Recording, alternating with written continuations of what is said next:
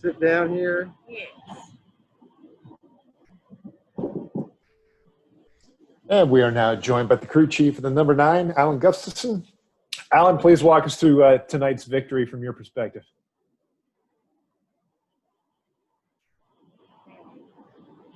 Can you hear me, Alan?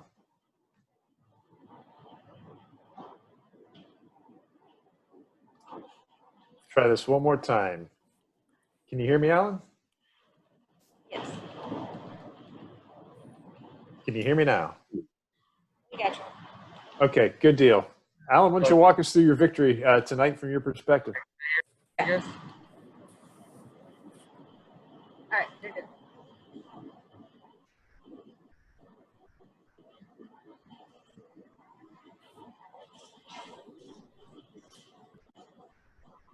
Alan, can you hear me now?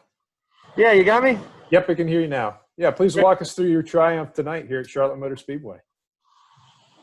Yeah, so, you know, with the invert, we certainly started a little further back than we wanted to. And, you know, short stages and competition caution and a lot of cautions there to start. It was just kind of hard for us to work our way through there. And we did eventually and kind of got in the top 5. And once we got up there, we can figure out what kind of car we had. And our car, I don't think was quite as fast as it was the other night and a little bit too free. So we suffered there a little bit and tried to improve it. And I think we got it better and had a loose wheel and a fortunate caution to get the loose wheel fixed. And then at the end there, Chase made some adjustments. We adjusted on the car and he was able to pass Kevin to win the race. So it was a great day for us. Outstanding. We're going to open the floor for questions. We'll start with Bob Pockris. Go ahead with your question, Bob. Yeah, Alan, how much does having fast cars help kind of heal any either frustration and everything over what maybe happened on Sunday? Yeah, a lot. I mean,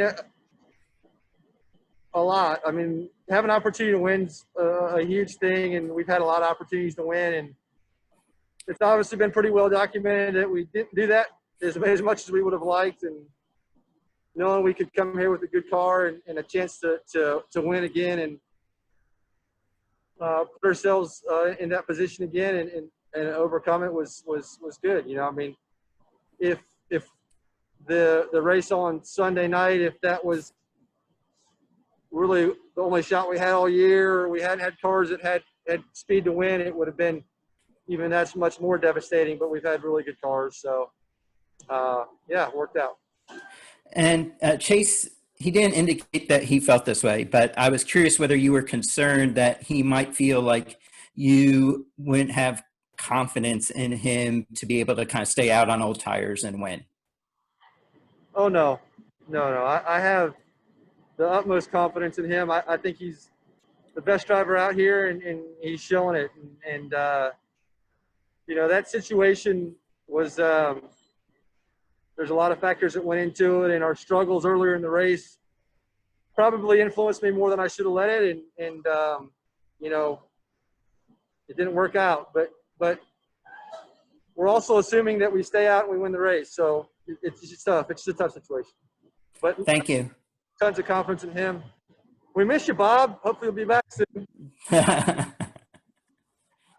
Our next question will come from Jeff Gluck. Go ahead with the question, Jeff.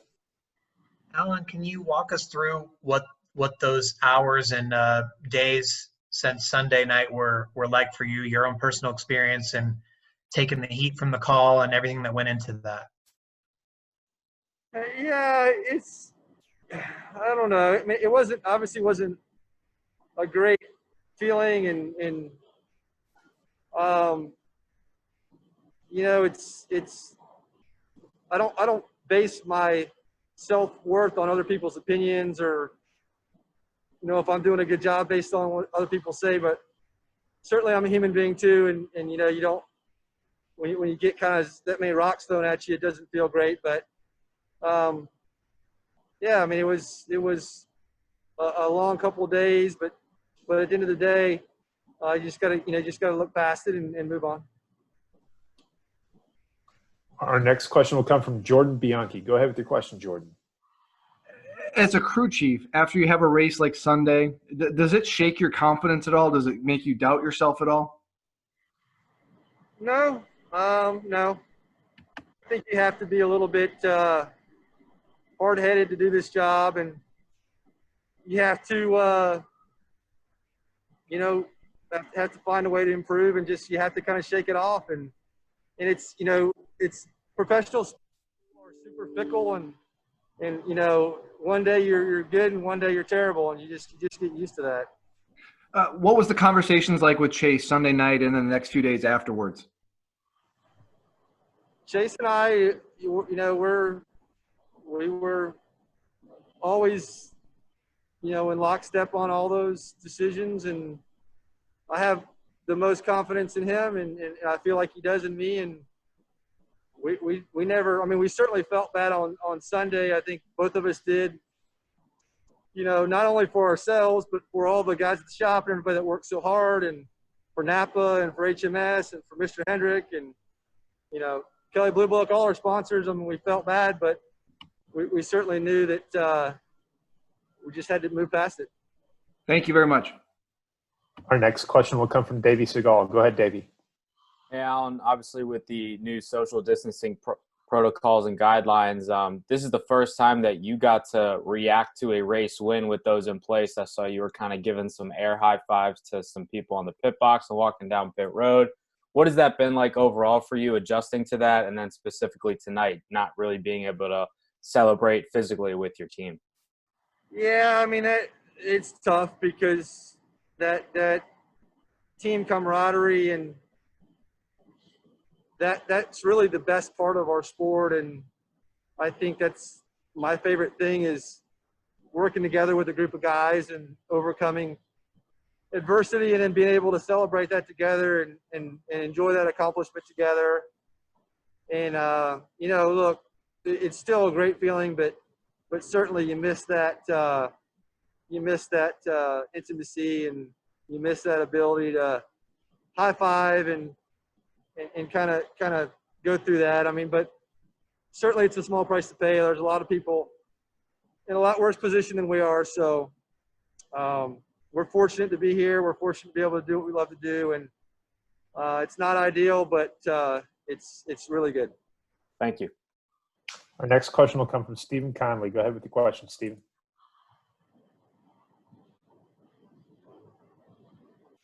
Well, we will go next to Jim Utter. Go ahead with the question, Jim. Alan, could you talk a little bit about what the feeling is right now at Hendrick Motorsports, where you guys have been consistently talked about as having the fastest cars, considering everything that's gone on the last few years, and then you guys being able to capitalize on that tonight by going to victory lane? Yeah, we're really excited and proud, and we're happy with our Chevy Camaro, the things, the rocket ship, and we appreciate all the work that's gone into it, and it's fun to race, and we feel like we've got a really competitive car. It's not been easy. We've had to work through split shifts and social distancing circumstances and all types of, the things that everybody's had to go through with COVID, and it's been tough. And, that's something I'm really proud of. Not only Hendrick Motorsports, but certainly the 9 guys. There's a group of guys on the 9 team that typically go on the road, and ultimately they can't go on the road anymore based on the roster. So those are the guys who are working tirelessly at the shop to prepare these cars.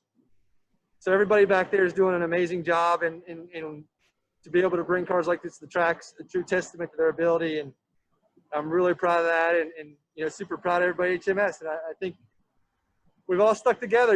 We've all fought through it. We've not had the years we wanted over the last 3 or 4, and we've stuck together and kept fighting, and now I think we're getting to a position where we can contend.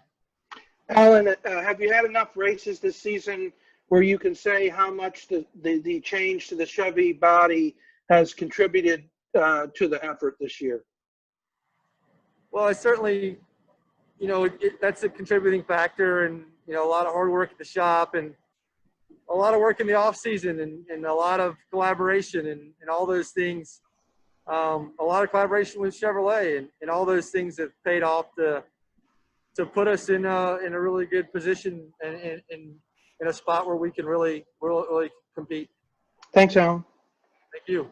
Our next question will come from Dustin Long. Go ahead with your question, Dustin.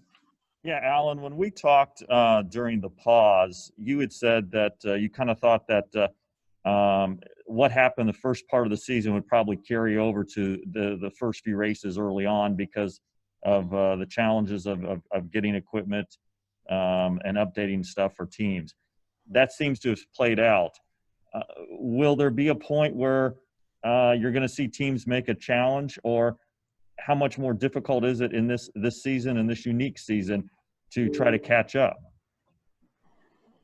Yeah, it's a great question. I mean, I think it's going to unfold. I feel like, you know, we raced some really competitive teams, and, you know, the 4-car and the 18-car and, you know, the 22 and whoever else, the 19 and all those guys. I mean, they're going to work hard, and they're not going to be down for long. I mean, they're going to be improving, and we've got to do the same thing. We've got to continue to improve and continue to get better on and off the track and execute better and you know, all facets of what we do. So it's a very interesting dynamic. I can't say that any of us have gone through this and we don't know ultimately what's going to transpire, but I certainly think that there's certainly room for everyone to improve, and I have every expectation that our competitors will. Is that going to come up maybe in the next month when there's not, you know, 16 races in 12 days seemingly? Yeah, I think you know, right now you're going to see a lot of just being able to execute and bring quality cars and do the I want to say basic because none of this is basic, but do the fundamental things that we take for granted. The teams that can do that well are going to be successful. And then once we transition more back to a normal situation, I do think that then there probably will be a bigger opportunity to work on performance enhancement. Thank you. Yes, sir. Our next question will come from Zach Sterniolo. Go ahead, Zach. Alan, seeing Chase win the truck race on Tuesday night, did that do anything to help kind of maybe erase any lingering sting or tension from Sunday night? Obviously, I know it doesn't fix what happened Sunday, but did seeing Chase win that race do anything for you and the team? Not really. I enjoyed it. I thought it was great. I thought the whole bounty and Kevin putting it up and Chase racing it and Kyle putting his best effort into it was very entertaining. You know, it's no surprise that, you know, certainly two of the best guys in our sport, and I'd argue two of the best guys on the planet driving race cars, and doing that and had a good race. So it was entertainment. You know, happy for Chase. It was a cool thing, and as always, he handled himself really well and did an amazing job. So it was more fun. I mean, it certainly doesn't hurt to laugh, and there was some funny circumstances in there, but yeah, it was good entertainment. Thank you. Our next question will come from Ashley McCubbin. Go ahead with your question, Ashley. With having shown the speed at the intermediate tracks and the restrictor plate tracks, how much confidence does that now give you going into the first short track of the season at Bristol? None, really. I love Bristol. It's a great track. It's a lot of fun, but it's got its own unique challenges and it's got its own unique circumstances. So I don't really feel like there's much for many of the tracks that we've raced that's going to correlate to Bristol. That's its own animal. So I'm excited to get there and race it. And you know, the dynamic of the track changing and rubber and the grip compound and no practice and all that's going to be significant there. So that'll be a pressure cooker. So it'll be fun. Our next question will come from Jacob Seelman. Go with your question, Jacob. Yeah, Alan, kind of following off of something you alluded to from Dustin's question earlier, you mentioned you guys have to keep pushing forward and keep trying to find speed. In this environment, and really with how tight the top of the field is right now, how tough is it as a team when you're sitting on top or close to the top like you guys are? How tough is it to not get complacent and to keep reaching for more, keep trying to find those extra tenths? It's not hard. It's not hard. You know, you're only as good as your last result, and as soon as you think you're you know in a position, you're gonna be better than everybody else, you're gonna get knocked down pretty quick. So I've been through it enough in my career that yeah, this is the pinnacle of motorsports. You know, it's too many good people to think that you're gonna be able to walk through the park and just stroll along. You gotta work. Well, Alan, congratulations on the win. Good luck on Sunday at Bristol Motor Speedway. Yeah, thank you. Appreciate everybody for sticking around.